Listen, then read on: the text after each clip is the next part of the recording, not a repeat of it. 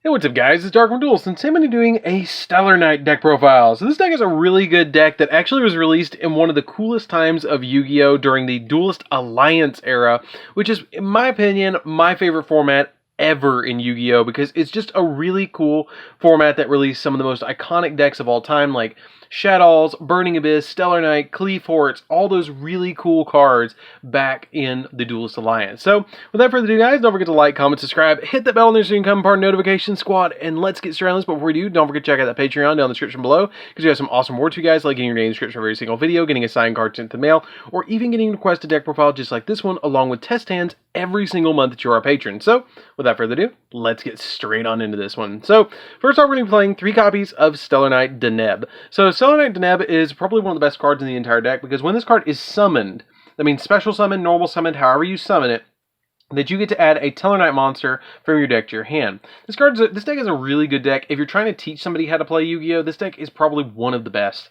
in my opinion, to actually teach somebody to play, because it's a very simple deck that does one thing really well. We then play 3 copies of Satellarknight Altair. Altair is, if this card is summoned, you get to special summon a Satellarknight from your graveyard, except another copy of itself, and then that special summon monster is in defense position, but monsters you control cannot attack for the rest of the turn, except Satellarknight monsters, which is totally fine, because usually you're just going to summon Trevere anyways, which is fine to be able to shuffle all cards back into the hand, which is pretty good. We play 3 copies of Anukalai. This card is really good. Or Ukahala. This card's really good because if it's normal summon, or if it's summoned, then you get to send a Satellarknight monster from your deck to the graveyard. Again, really good card, just can basically Foolish Burial. We play 3 copies of Vega. I bumped Vega up to 3 because I feel like 3 Vega is the way to play this now. What this card does is when it is summoned, you get to special summon a Satellarknight monster from your hand. So it can essentially get you 2 monsters on the field so you can start XYZ summoning in this deck really, really quickly. Or you can summon Vega, summon Altair, and then summon your copy of Deneb out of the graveyard and get 3 monsters on the field to go into our really powerful Trevere, which is still aged very well as a XYZ monster.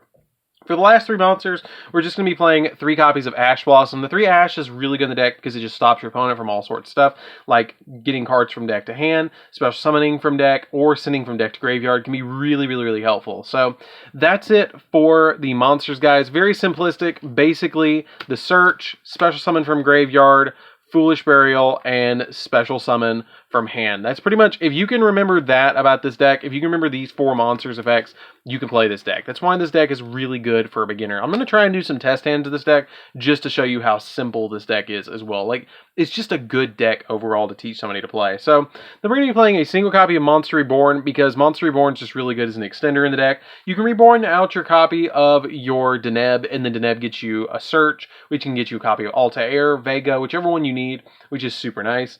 1 copy of Upstart Goblin just to make a 39 card deck. It's really, really nice just to be able to drop the Upstart Goblin and to be able to go after your opponent with all sorts of different plays. Giving them 1,000 points or giving them 1,000 life points is not that big of a deal. 1 copy of Rhoda. Rhoda is really good because it can get you your particular Satellarknight that you need because they're all warriors. 1 copy of Stellarknight Skybridge. I just play 1 Skybridge. Some people play 2. Some people play 3.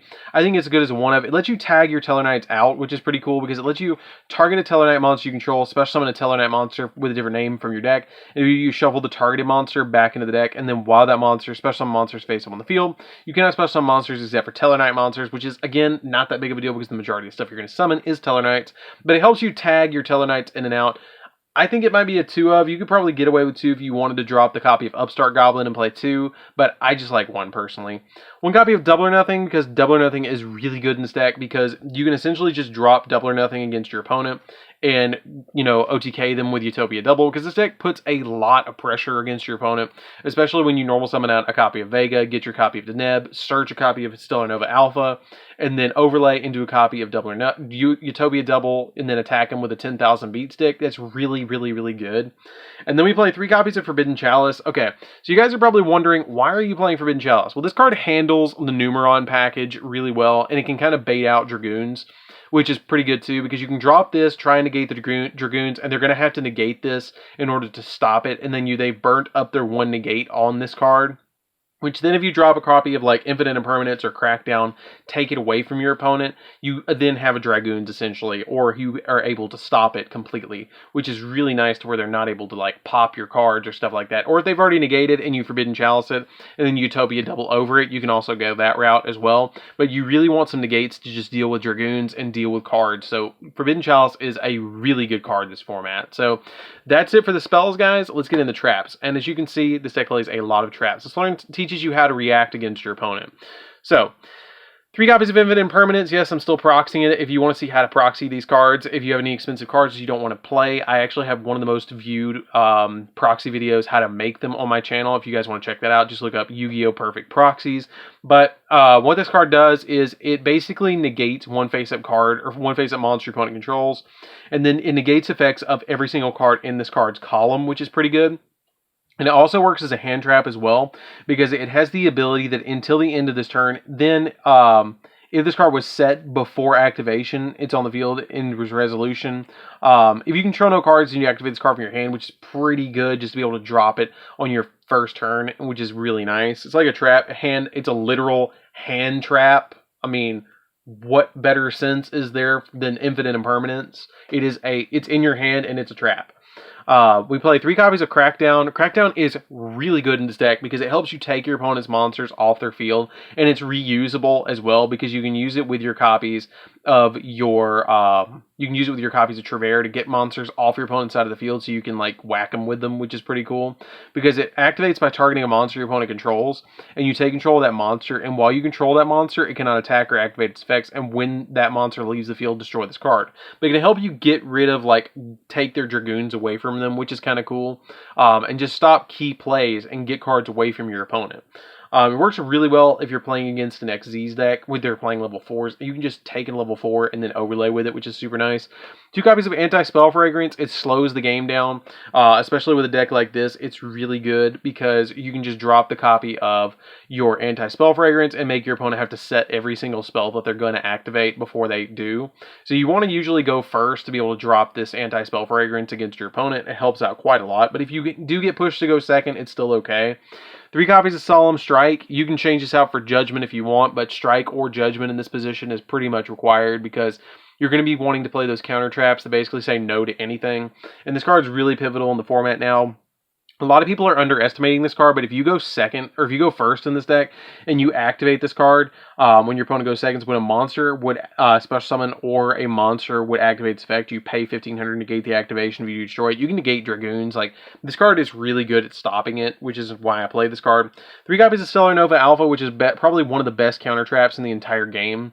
When a spell trap or monster effect is activated, you send a face-up Satellarknight monster you control to the graveyard and negate the activation if you destroy it. Then you get to draw a card. So it is a -1, but you're getting to draw a card off of it, which is going to help you out in the long run. But it's also stopping your opponent's card. You're getting to draw a card, so it kind of busts even, which is pretty good. But you're losing kind of a normal summon. But that's why we play 3 copies of Call by the Grave, because if you bring back your Deneb on your opponent's turn and you have Stellar Nova Alpha set, then you can just tribute out the Deneb, negate a card, and then draw a card as well, and you just got it off the Call of the Haunted, which is pretty good. So that's it for the main deck, guys. Let's get into the extra deck. So for the extra deck, we're going to be playing 3 copies of Satellarknight Trevere. This card is absolutely bonkers. Basically, when this card is XYZ summon, you shuffle all cards except this card back into the hand. You put them all back in the hand, which is really good. I love that effect. And then once per turn, you can detach a material from this card, and then you send a random card from your opponent's hand to the graveyard, which is really good. That's why you want to bait out the Dragoons with your copy of Chalice, or bait it out with the Infinite Impermanence, and then you Trevere, and then shuffle it back, and then they have no way to get it back, which is pretty good. We play 2 copies of the Dark Tellarknight, which helps us go into, if we only have 2 monsters, into Trevere, because you can use this card, and if all face-up monsters you control become dark, you detach a material from this card, discard a card, and then special summon from your extra deck a light Tellarknight monster on top of this card, which is really nice to be able to just get that extra Tellarknight on your side of the field. 1 copy of Deltaros. It makes it so your opponent can't respond to your summons of your Tellarknights, and also you can detach a material from this card and then target a card on the field and destroy it, which is really good. 1 copy of Constellar Diamond. This turns off dark monsters, which is pretty good because during your main phase 2, you can XYZ summon this card on top of a Tellarknight monster. And it also has the ability that during either player's turn, you can, when an opponent's dark monster activates its effect, you can detach a material, negate the activation if you pop the card. This deck is going to be insane. Like, people are going to underestimate this deck, but with Dragoons running around everywhere, this deck actually, like, wrecks, which is pretty good. We play Utopia Double in here, which is a single copy of Utopia Double to be able to make a 10,000 Utopia. You basically summon Utopia Double, and once you summon Utopia Double, you detach a material, summon Utopia, and search Double or Nothing at the same time. And then it goes to 5,000, attack, detach a material, negate the attack, swing again, go to 10,000, and OTK your opponent with this single copy of Utopia, which is super, super, super nice to do in this deck. Then we play a single copy of Tornado Dragon just to be able to pop spells and traps, which is really nice. Baguska just to slow the game down just in case you need to. Satellarknight to blow a board. Abyss Dweller to shut down the graveyard.